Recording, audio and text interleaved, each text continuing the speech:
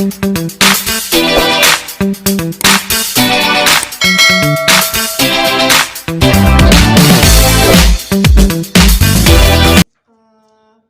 merahnya kan sebelum analisis. Udah hit apa nanti Pak? Ini kan hasil kan? Iya. Lalu?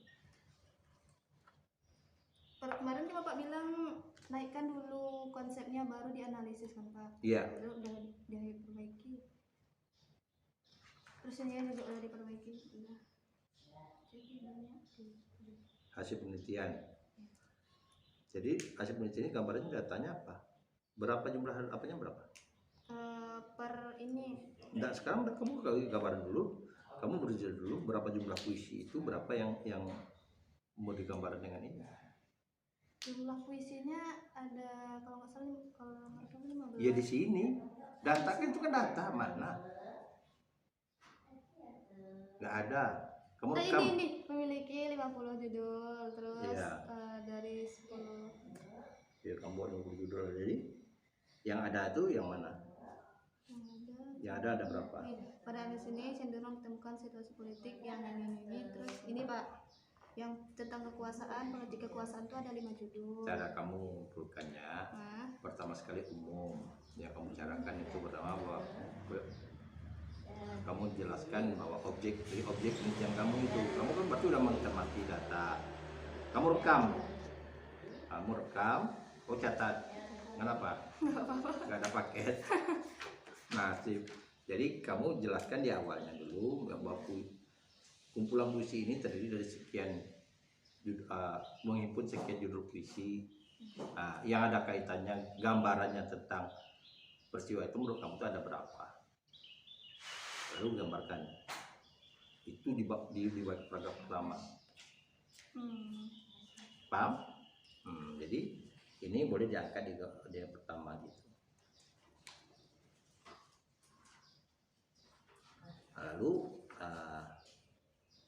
Lalu dari sekian itu kamu gambarkan jadi 3 kelompok kan? Jadi yang apa tuh ada 15 itu memenuhi 3 kategori dari 5 kategori kan gitu. Hanya ada 3 kategori dari 5 kategori itu. 3 kategori itu yaitu kamu jelaskan dulu. Jangan analisis dulu. Kamu jelaskan.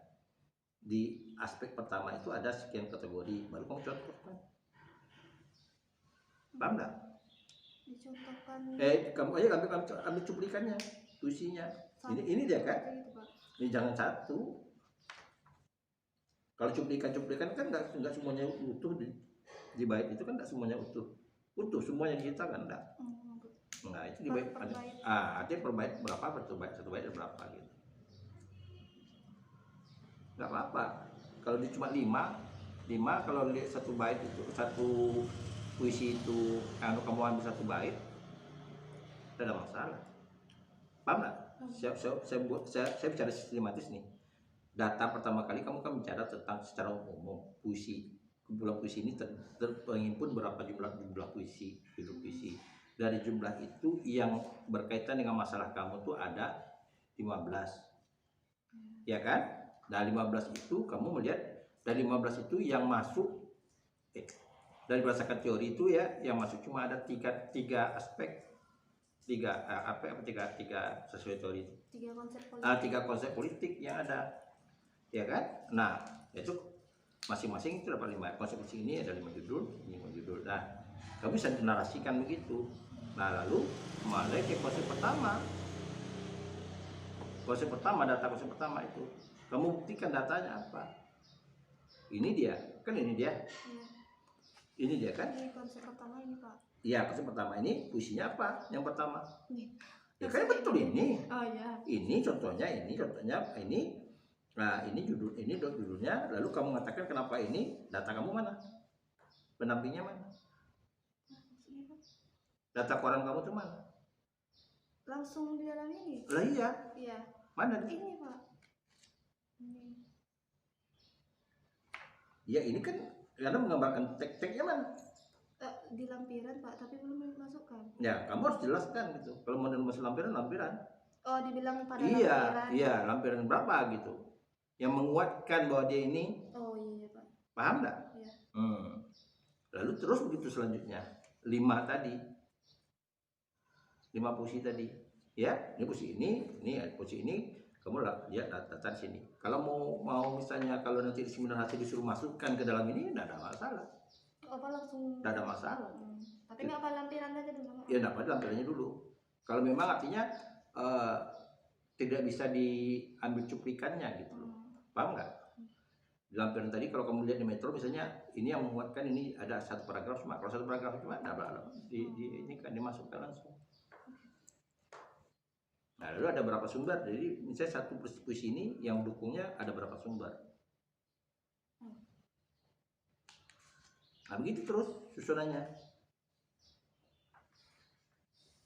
Ya, habis baru bicara 4.2. Nah, 4.2 kamu tuh gimana?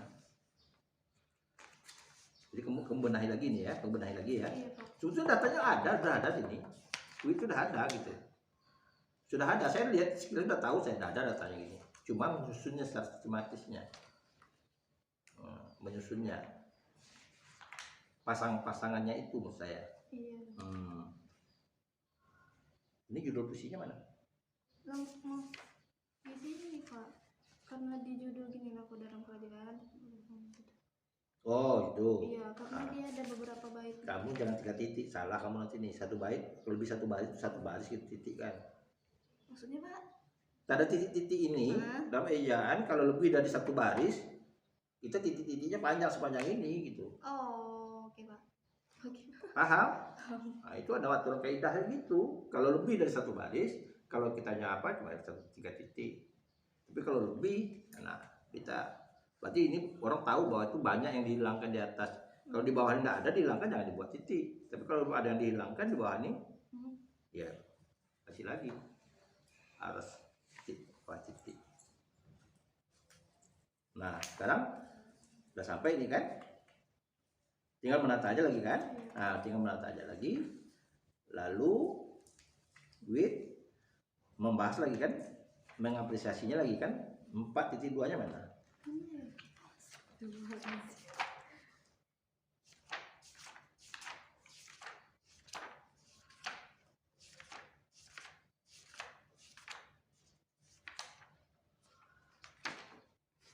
Nggak ada. Ya Allah. Nggak ada. Mau bimbingan apa? Jadi itu interpretasi itu menganalisis itu pikiran itu, paham kan? Iya Pak.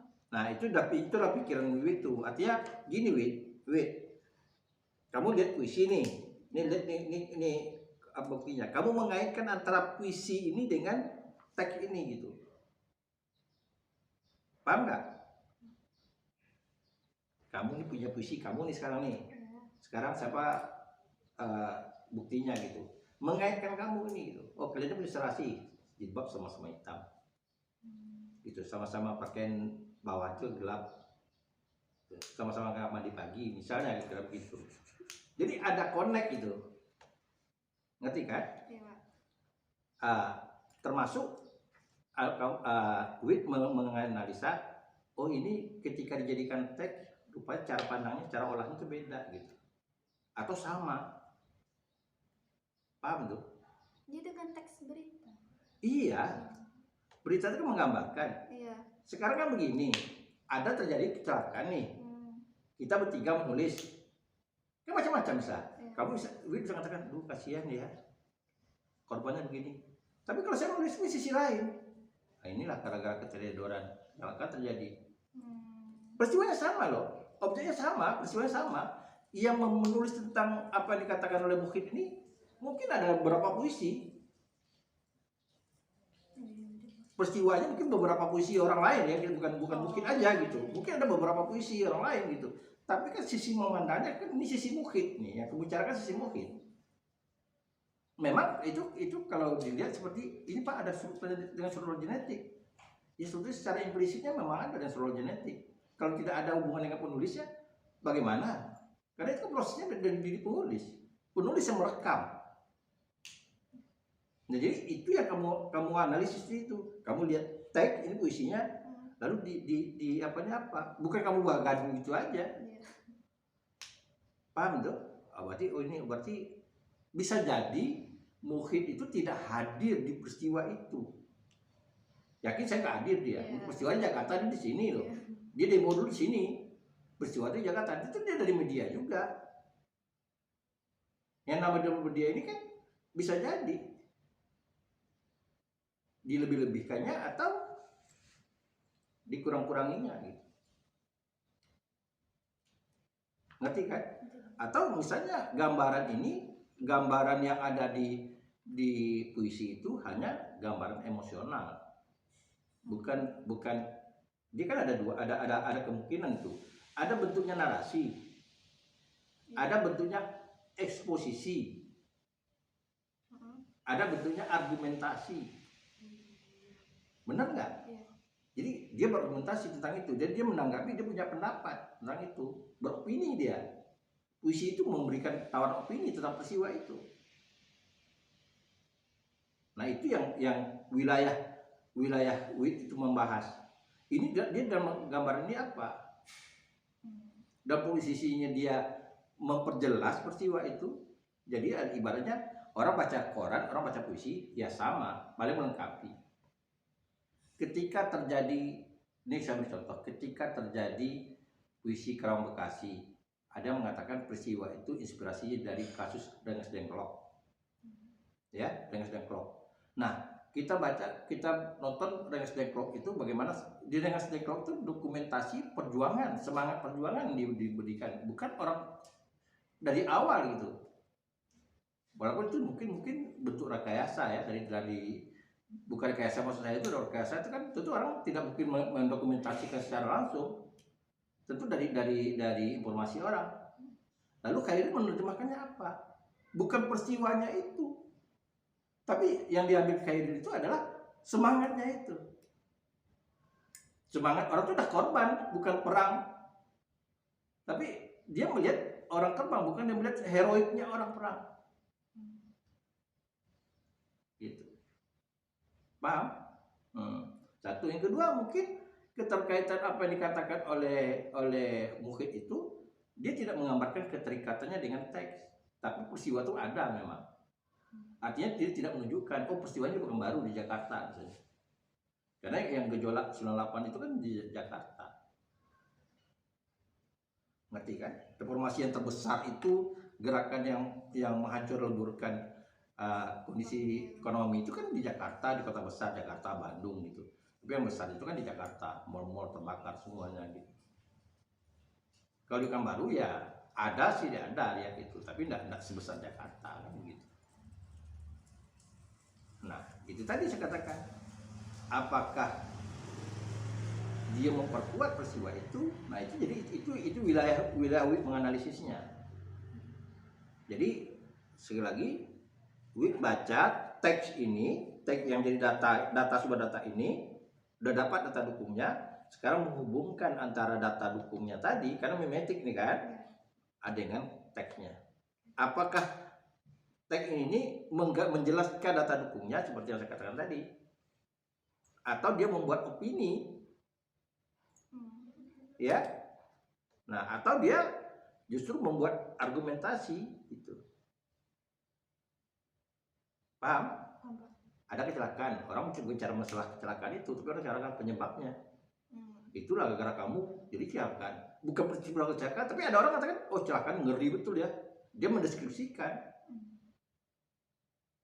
Gitu. Nah, sekarang teks yang bukit ini dengan apa tuh, gimana menurut Anda tuh hubungannya? Itu bisa jadi berbeda-beda dia. Setiap teks itu berbeda. Bisa jadi. Saya nggak baca. Secara umum aja atau secara konsep?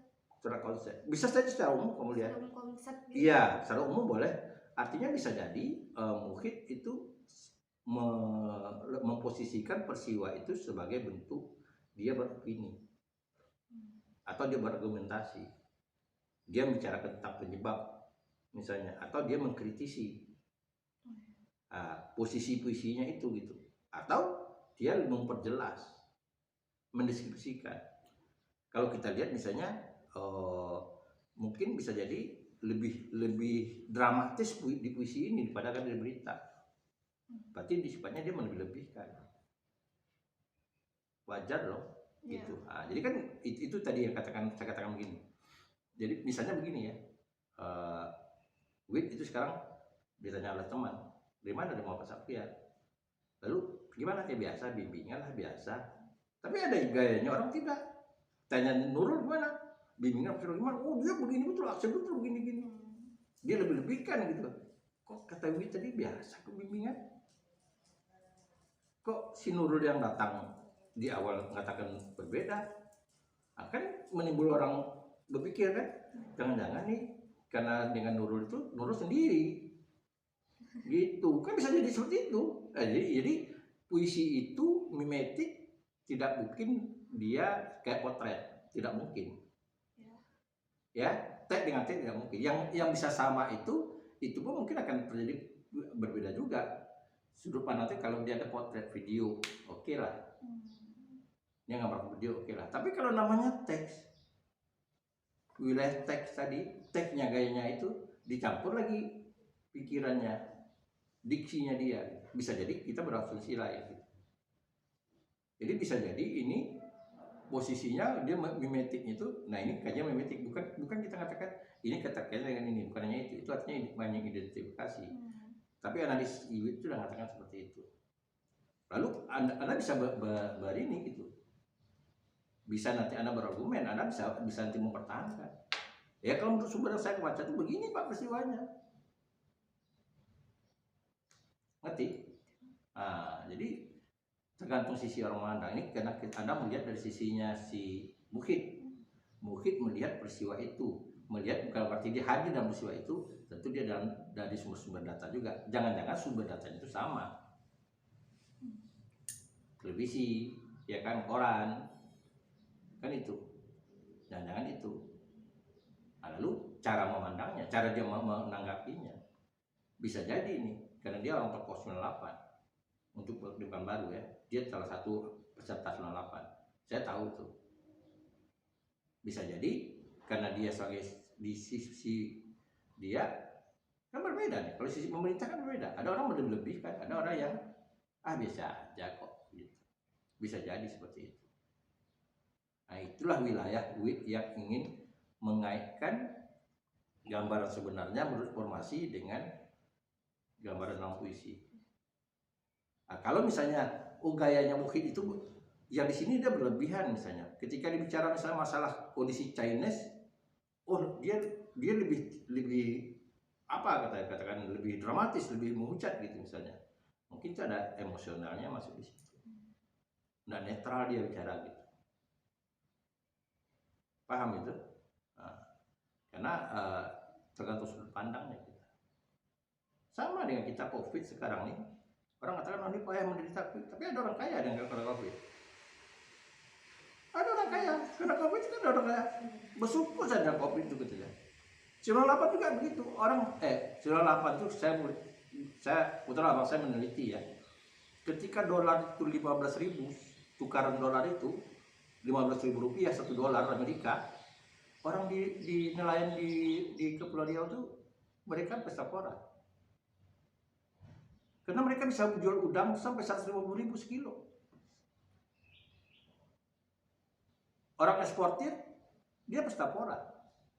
Dia ekspor kan dibayar orang dengan dolar. Jadi tidak semua orang gitu. Jadi ada orang katakan, kalau bisa lama lagi lah gitu. Sekarang coba tanya sekarang orang bisnis masker. Nah, sekarang coba dah aman, dah payah Pak, kalau dulu bisa lah dijual 5.000, sekarang di 5.000 tiket ada yang beli. Kan begitu. Jadi ada orang yang sisi seperti itu, ada sisi memandang, tergantung sisi memandang gitu. Nah, Wid juga bilang begitu. Membahasnya seperti itu. Udah jelas kita tahu sastra itu secara teori mimetik gambaran dari ini. Lalu bagaimana sastrawannya ini memandang situasi 98 itu? Dari data-data ya, Wid dalam mengambil cocok nih data-datanya gitu. Datanya dari media begini, dari puisinya begini, lalu keterkaitannya tadi.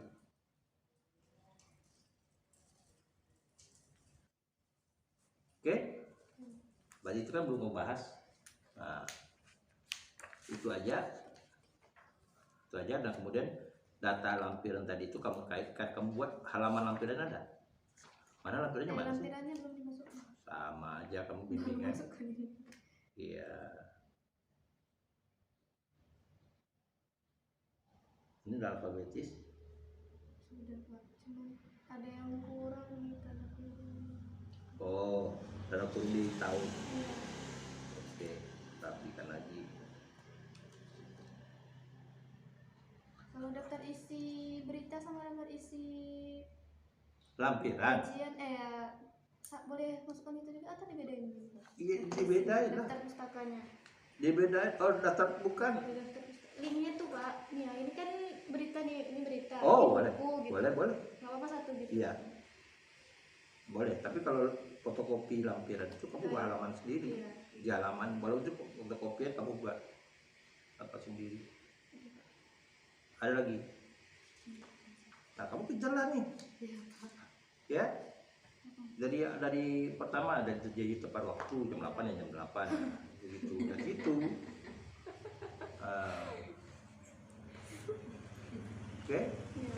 Kalau sore yang penting kalau jadwal terakhir sore itu kan pukul 3.40. Jadi kalau ada mendesak dulu sore ya pukul 4 lah. Kalau saya udah sholat asar pukul 4 lah. Waalaikumsalam. Ya pukul 4 lah kamu apa? Kamu bimbingan kalau memang ada hal kecil lah sifatnya seperti itu. Kamu udah di ini ya? Udah di tulisin ya? Udah Pak. Nah, jangan lupa daftar bimbingan mana?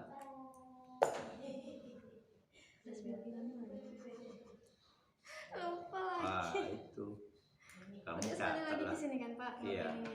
Iya kalau sekali lagi, saya sekilas udah tahu saya kesalahannya di mana gitu.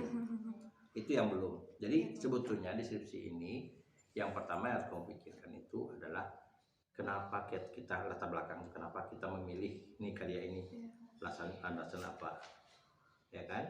Jadi kita peristiwa 98 nih. Nah, peristiwa 98 itu kan hampir sama dengan peristiwa 66. Ketika masa itu para sastrawan menulis tentang peristiwa yang ada, kasus sama dengan 66 ya, artinya 66 itu menjatuhkan orde lama ke orde baru, sementara 98 ini orde baru ke reformasi. Tuntutannya itu, walaupun tuntutannya kalau di 66 itu kan teritora, turunkan harga apa, tapi kalau ini kan bicara tentang yang dituntut itu adalah reformasi sistem semuanya yang dianggap orang seperti pimpinan itu udah kayak otoriter, pemerintah udah kayak otoriter gitu. Itu satu. Nah, kemudian kamu kayak bicara tentang memetik ya, bahwa sastra itu sebetulnya dia merekam masanya. Orang bisa mempelajari sejarah sebagai pintu masuknya itu karya sastra. Walaupun karya sastra itu tidak bisa diambil pedoman secara utuh karena ada unsur subjektif di sana. Buku sejarah dengan buku roman sejarah berbeda, karena di roman sejarah itu ada unsur yang sifatnya tidak objektif. Nah, jadi kamu bisa melihat ini, jadi dalam kajian memetik ini bukan berarti kajian Muhid itu dia cerminan seperti peristiwa apa adanya, kan itu versinya versinya Muhid. Nah, kamu ingin melihat bagaimana versinya Muhid melihat peristiwa 98 itu. Pertama, dia sebagai pelakunya, ya, walaupun dia berada di daerah, menurut catatan dia sebagai pelakunya. Ikut dalam rombongan 98 itu, ikut dia aktivis orang kampus. Kalau nggak salah saya, dia waktu itu posisinya dia di Bana Mahasiswa.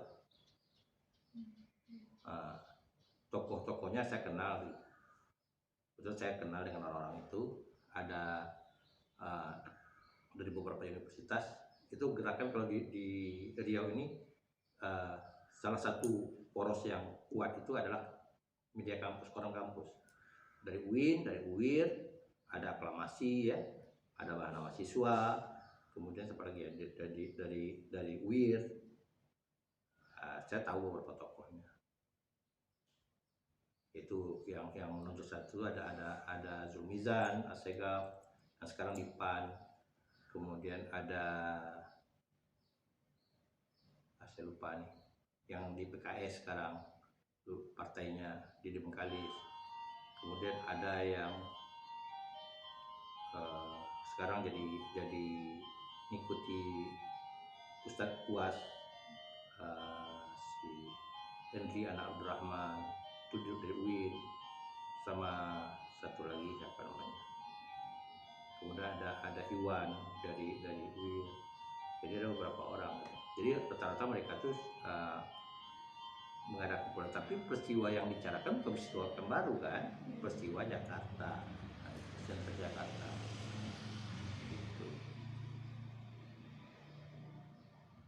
Kalau si Iwan belakang ini rumah istrinya, ya Ida. Sekarang di Pilahan. Jadi ada beberapa tokoh.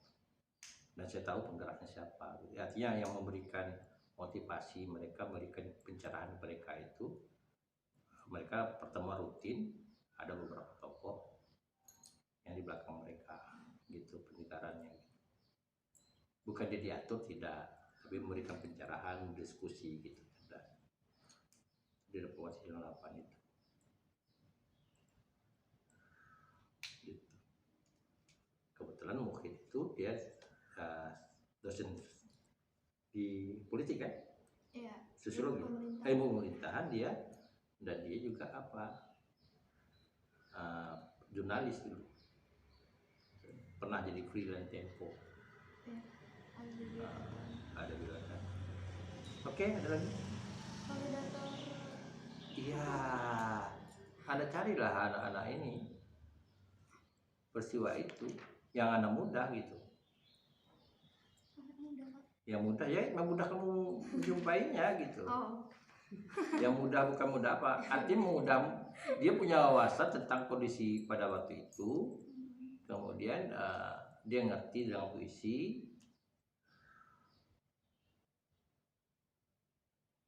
Kalau 98 dia belum lahir, rasanya dia memvalidator kan kurang gitu.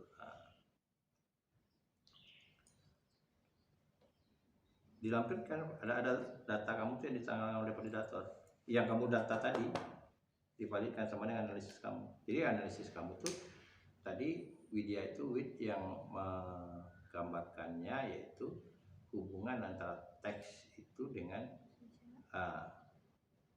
saja. Paham kan? Jadi bisa saja kalau kita kan yang nama dari sumber berita kan berita. Berita itu kategorinya kan eksposisi, paparan, atau paling tidak gaya narasi dia buat cerita. Nah bisa saja itu yang namanya gayanya argumentasi, bentuk ekspresi gitu. Jadi dia respon dari peristiwa itu, bisa jadi.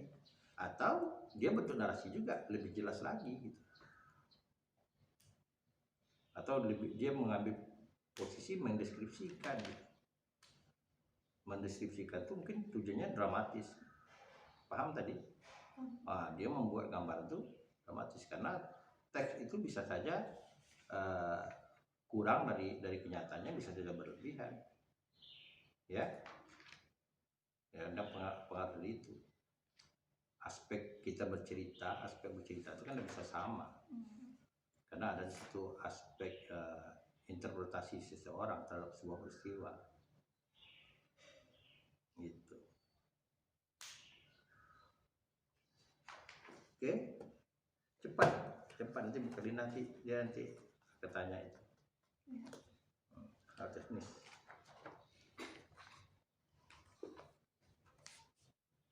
Bisa November ini.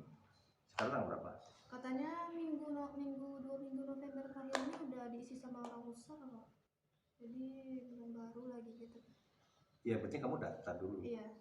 Nah, kamu udah daftar. Satu, karena itu ada 2 tugas kamu sudah daftar itu, kamu siapkan konsep jurnalnya. Konsep jurnalnya kamu siapkan. Itu tanya Putri, tanya siapa, Rizky.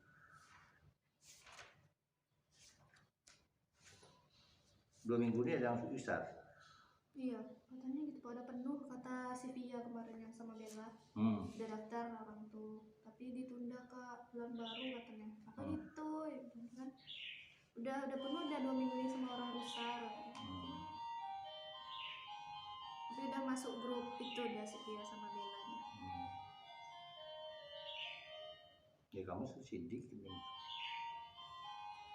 Sidik Iksan. Oh iya, sedih sih.